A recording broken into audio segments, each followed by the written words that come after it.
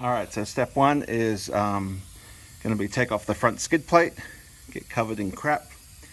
So you can take off the main engine skid plate. This vehicle also has a secondary skid plate from the bumper down to protect the radiator.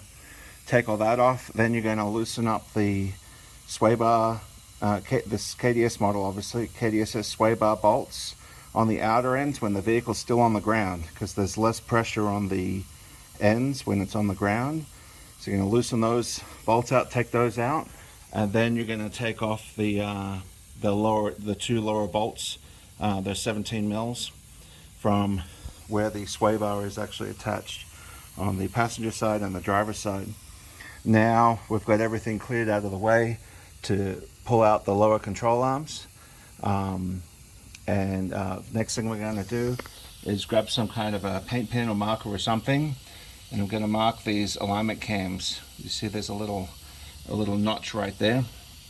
I'm going to mark it right there so that when I put this back together, I'll set that back to where it was. The alignment should be basically the same. When I go to get it aligned, they'll probably have to adjust it just a little bit, if anything, maybe just center the steering wheel. So yeah, get this changed out soon. It's, this is to replace the lower ball joints that are included in the new lower control arms, and get new bushings in here too. If those ball joints are worn out, those bushings have definitely taken a beating as well. And to get the sway bar out, you see how thick that sway bar is. There's these cross member support brackets that are just held in with a couple of a 14 mil bolt in the front and one in the rear. They actually sit in the vehicle like that. Those you have to take off to get the sway bar down and out of the way.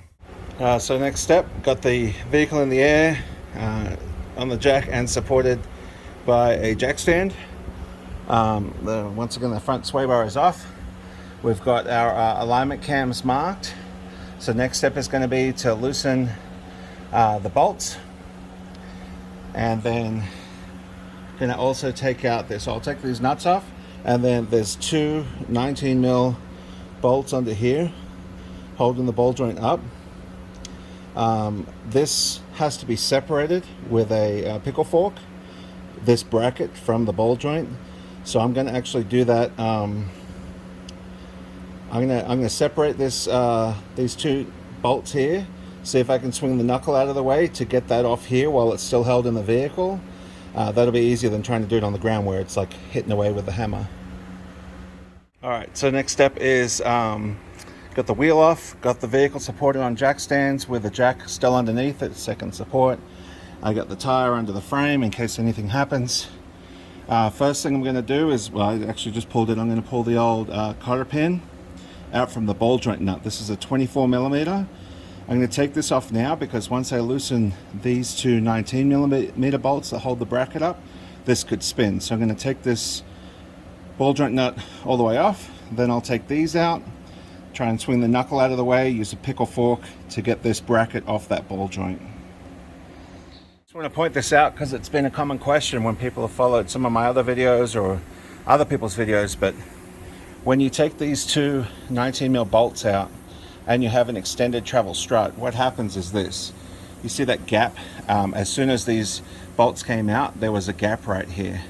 Now what you got to do is you push down from the top. So if you try and push this up, you'll be fighting it. You can try and put a jack stand under here or whatever. But look, with my hand, I push that down, and that's how I'll get it lined up again. I'm literally just grabbing onto the upper control arm. If you need more pressure, you could put like a pry bar between the coil spring and the upper control arm to help push it down, but that shouldn't be necessary. I was having some trouble getting the pickle fork in there and on the angle of this bracket right here. So what I've done is I just disconnected the tie rod end, put that over to the side.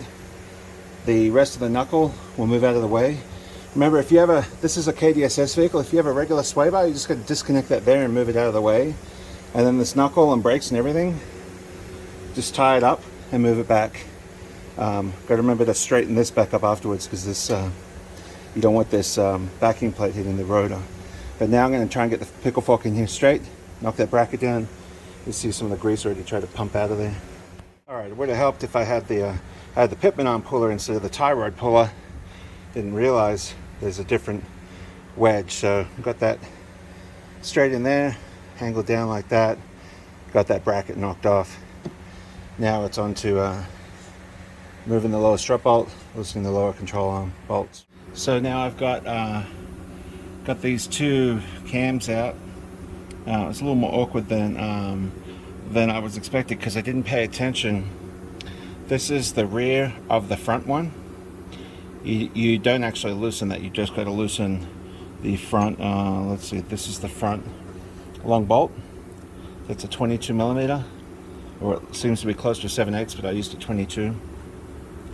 And then once that's out, there's this giant thing, the sleeve. You see, this is where they rust in rusty climates to the bushings, and then these things freeze up and seize up, and you got to cut them out. So anyway, I didn't take this lower bolt of the strut out yet because it's actually holding the lower control arm in place. So now I just got to wiggle the lower control arm, push this bolt through, and then the lower control arm is out. So I couldn't show it and do it at the same time, but on the driver's side control arm, I pulled it out with that bracket on the ball joint. I stood it up with the two bushings on the ground. I drove the pickle fork down to get that off. That saved me from having to move the control arm out of the way. Saved a little bit of a step.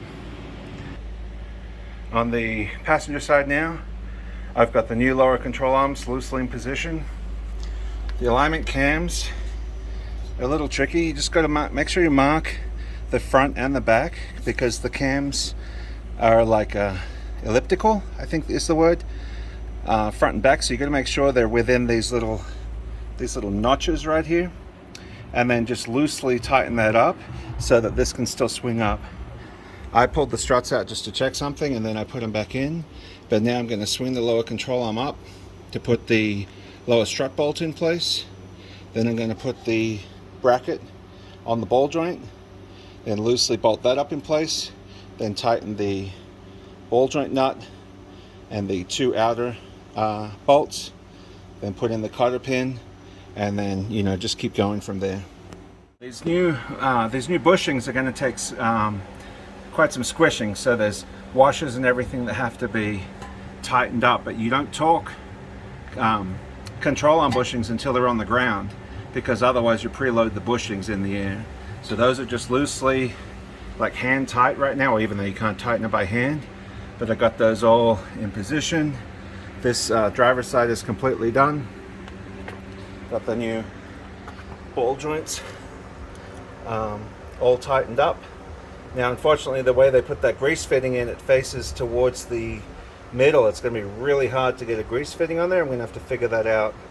And then next is going to be putting on the KDSS sway bar with all the new bolts and brackets and bushings. Alright, let's just want to show that when they put this greasable ball joint in, they put the grease fitting facing the center, which is probably what someone told them to do, but when the knuckle, I'm trying to show you, when the knuckle is in position, the grease fitting is like, well, it's actually closer than that, right up near the CV joint. So I don't know if there's such a thing as a right hand grease joint, but what I did is I just loosened the two lower bolts again right here, lower this, swing the knuckle out of the way. I'm going to grease that real quick, and then be done.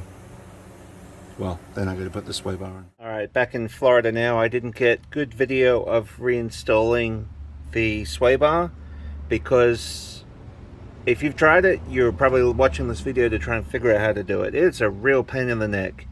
I took probably an hour and a half or so by myself just to put the sway bar back up on and get the bushings and brackets back in place.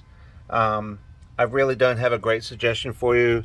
What I did is I loosely mounted the brackets, the sway bar up onto the brackets, kept those loose, and then basically you have to use a pry bar against this mount to get the sway bar down.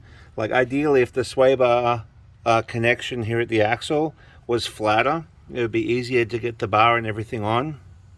But I'm telling you, like during the rest of the video, I was in Denver at about 5,500 feet. That's why I was huffing and puffing in that whole video, and trying to get this damn sway bar back on was a real real fun time. So anyway, I wish I had better information for you on how to get the KDSS sway bar all the way back on by yourself, but I don't. You just got to have some pry bars, maybe a second person, using a jack. If you use a floor jack under the mount, sometimes when you lift this mount up, this bracket will like move in and out and like level out, but it's quite tricky to get the bracket on there and keeping those bolts nice and straight, and they're a fine thread, so it's very easy to cross thread those. So anyway, got the lower control arms on. I went for a wheel alignment just as a follow-up, and the guy literally just had to straighten the steering wheel. The wheel alignment was the same. I didn't, no lift height changed or anything like that.